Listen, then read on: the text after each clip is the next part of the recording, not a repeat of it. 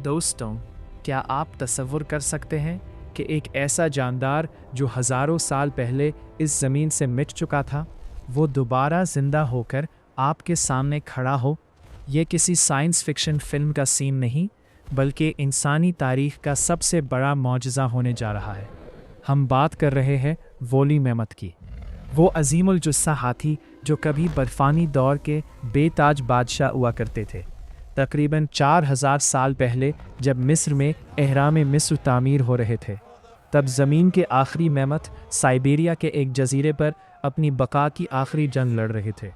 लेकिन आज जदीद साइंस ने उन मुर्दा खलियों में दोबारा ज़िंदगी की लहर दौड़ाने का फ़ैसला कर लिया है। साइंसदानों को आर्कटिक की जमी हुई बर्फ़ यानी परमाफ्रॉस्ट से मैमथ के ऐसे नमूने मिले हैं जो हज़ारों साल गुजरने के बावजूद बिल्कुल ताज़ा लगते हैं।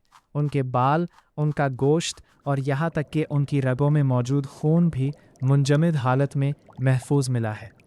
अब कोलोज़ल बायोसाइंसेस जैसी आलमी कंपनियाँ क्रिस्पर नामी जेनियाती फैंची का इस्तेमाल कर रहे हैं। इस टेक्नोलॉजी के ज़रिए मैमथ के कदीम डीएनए को एशियाई हाथी के सेंस के साथ जोड़ा जा रहा है।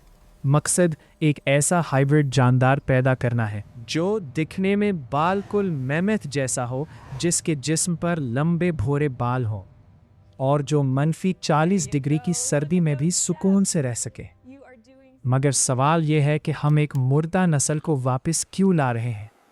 क्या ये सिर्फ इंसानी अना की तस्कीन है? नहीं, साइंसदानों का मानना है कि मैमथ की वापसी हमारी ज़मीन को तबाही से बचा सकती है। जब मैमथ बर्फानी मैदानों में चरते थे तो वो अपने भारी कदमों से बर्फ को दबाते थे, जिससे ज़मीन के अंदर छुपी हुई जहरीली गैसें बाहर नहीं निकल पाती थीं। इनके गायब होने से आर्कटिक की बर्फ़ तेज़ी से पिघल रही है, और अगर मैमथ वापस आ गए तो वो दोबारा इस माहौलियाती तवाज़ुन को बहाल कर सकते हैं। ये सिर्फ एक जानवर की वापसी नहीं, बल्कि एक पूरे इकोसिस्टम की बहाली है। लेकिन क्या हम कुदरत के कानून के ख़िलाफ़ नहीं जा रहे? नाकदीन का कहना है कि एक ऐसा जानदार जो आज की दुनिया के जरासीमों और माहौल से नावाकिफ़ है, वो कैसे ज़िंदा रहेगा? क्या उसे चिड़ियाघर में एक कैदी बनाकर रखा जाएगा, या वो आज़ादाना घूम सकेगा?